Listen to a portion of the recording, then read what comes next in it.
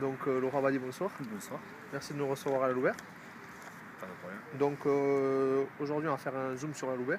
Tu vas nous parler un peu du projet sportif, un peu de tout ce qui se passe ici à la Louber.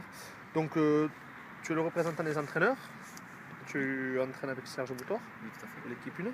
Je voulais savoir justement comment vous fonctionnez tous les deux, quel est votre rôle. Est-ce qu'il y en a un qui est manager plutôt ou pas? Vous avez tous les deux le 50-50? Oui, disons que vu l'effectif aux entraînements, on dépasse rarement la trentaine. On fait un entraînement commun avec la 2, dont les entraîneurs de la 2 sont aussi concernés par les entraînements. Et donc Jérémy n'est pas là ce soir. Et avec Serge, on fonctionne. Moi, je fais plutôt tout ce qui est partie technique, un petit peu de physique, parce qu'il faut en faire, Ouais. parce qu'ils n'en font pas à côté. Et Serge, il va amener tous les collectifs en fin d'entraînement. D'accord. Donc ouais, c'est plutôt bien réparti, surtout par secteur d'accueil. Oui, oui, oui. Après, D'accord. on peut avoir des intervenants extérieurs qui viennent nous filer un coup de main. On a eu des joueurs qui sont venus comme ça pour nous filer un petit coup de main, des anciens pour le tard, pour encadrer lorsqu'ils sont disponibles et surtout pour leur montrer autre chose. Ouais, tout à fait. D'accord. Donc comment s'organise une semaine à Louber? Comment vous entraînez 2 fois, 3 On fois? s'entraîne que 2 fois, le mercredi et le vendredi. Ouais. Le mercredi, donc, comme tout le monde, on va faire tout ce qui est de travail à base technique, beaucoup de physique. Et ensuite, très peu de collectifs, puisqu'on le réserve pour le vendredi, où là, on va faire essentiellement des collectifs avec la mise en place pour le match du dimanche. Un peu comme dans toutes les équipes. D'accord. Donc je vais juste passer ma question, on va revenir sur ma question 3. C'est sur quoi vous mettez l'accent vous et Serge? Donc, qu'est-ce que vous voulez? Vous voulez faire progresser le joueur techniquement? C'est plutôt collectif? Si vous avez des ambitions particulières, comment ça marche? Collectivement, c'est compliqué parce que les joueurs ne sont pas là tout le dimanche. Certains ont des impératifs avec le travail, d'autres ont des impératifs familiaux. Donc on n'a pas un groupe qui va être étoffé en effectif. On tourne sur la groupe 1 aux alentours. Moi je comptais de 27 joueurs pour la 1. Donc tu vois, les blessés, les malades. Ça fait des petits effectifs, donc on va faire un travail de base essentiellement technique pour ici faire progresser le joueur. C'est bien grand mot parce que certains ils ont déjà approché la trentaine. Mais enfin, on n'a aucun joueur de plus de 32 ans. Donc, ce qui veut dire que c'est un groupe très jeune, qui a une marge de progression qui est importante et qui n'a pas d'ambition particulière. Voilà, il joue essentiellement pour se faire plaisir, mais on manque un petit peu d'ambition à ce niveau-là. Voilà, Ok. on ne recherche pas. Alors ça c'est bien parce que tu me dis que vous avez un groupe jeune avec justement une marge de progression assez importante.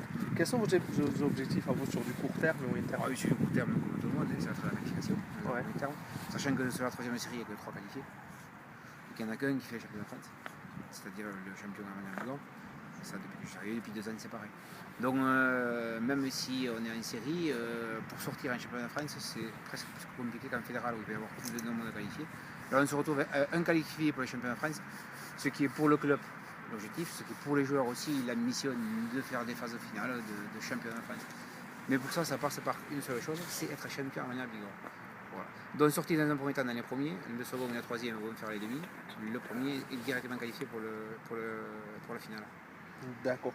Donc vous n'êtes pas fixé d'objectifs comme certains le font sur 2-3 ans, comme on le voit sur ils appellent ça maintenant, c'est du rugby moderne, des cycles. Vous pas du tout, vous voyez. On peut pas. Tu me parlais de projet de jeu tout à l'heure, on peut pas évoquer qu'on a un projet de jeu. On peut pas appeler ça un projet de jeu. D'accord, donc c'est d'abord le Armand et Bigorre, après on voit les France, après on voit plus loin si on peut. Vous faites partie de ces clubs-là qui ont pour continuer justement pour voir les ambitions, pour aussi voir l'avenir. Des fusions avec d'autres clubs, enfin, chez les jeunes notamment, avec Séméac et Aurélien, donc le Bals. Oui, tout à fait. Ma question à moi, est-ce que vous avez votre mot à dire? Est-ce que vous suivez ces jeunes-là? Est-ce que vous savez qui c'est qui est à Louber? Est-ce que vous regardez? Est-ce que vous avez un regard de l'extérieur? Oui, moi quand je suis arrivé, je me suis un peu occupé sur les catégories jeunes, puisque on sait que c'est de là qu'on va tirer essentiellement notre futur recrutement. Et il se trouve qu'aujourd'hui, la Louber n'est pas le club le plus pourvoyeur sur le Bals. Voilà. Donc les dirigeants ont entrepris un petit travail de recherche de jeunes joueurs dans les catégories minimes, cadets, juniors, pour justement, après avoir ces licences sous la main, on n'a pas besoin de chercher des joueurs qu'on aurait potentiellement au BALT. Après c'est compliqué, pourquoi c'est compliqué? Parce que 4 clubs qui mangent un peu dans la même assiette, parce que c'est très regroupé pour une entente. Et à la sortie, qui va atterrir les marrons du feu, c'est celui-là qui aura l'équipe la plus huppée ou l'équipe la mieux classée. Mais il ne faut pas avoir peur de ça, hein. Il faut former pour les autres, ce n'est pas forcément un problème, sachant que tôt ou tard, il y aura des retombées sur le club.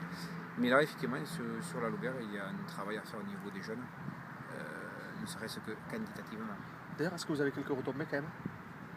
Alors aujourd'hui, non, j'ai pas de retombées sur l'équipe 1, sur des anciens joueurs du BATS.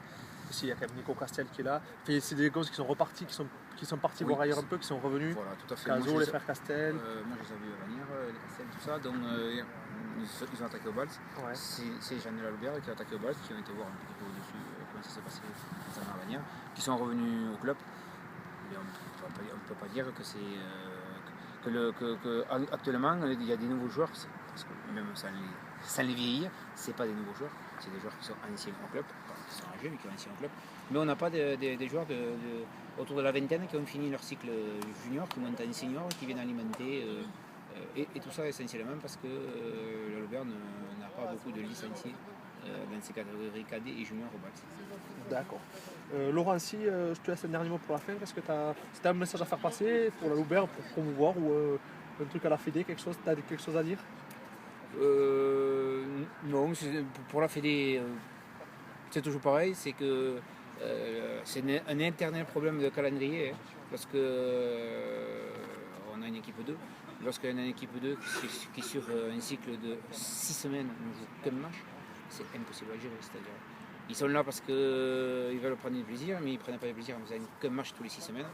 Donc ça nous pose des problèmes aux entraînements, d'assiduité notamment, et après de régularité sur le terrain, puisqu'avec une rencontre toutes les 4 à 6 semaines, c'est ingérable pour la 2.